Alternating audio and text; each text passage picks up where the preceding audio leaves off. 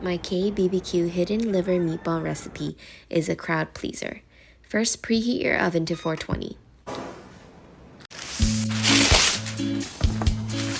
You can find this at your local supermarket or farmer's market.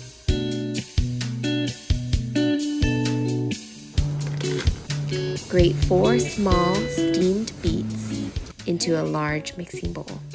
Add 1 pound of grass-fed beef and organ meat blend into the bowl.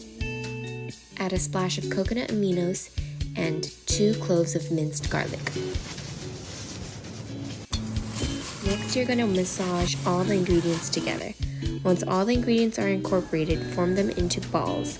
I like them massive. The inside gets so juicy and soft. Pop the tray into your preheated oven for 20 minutes. This is a recipe you really need to try. Thank you, Jesus, for making food taste so good.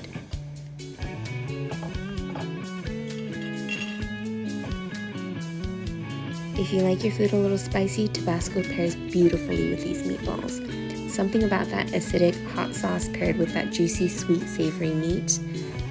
Family approved.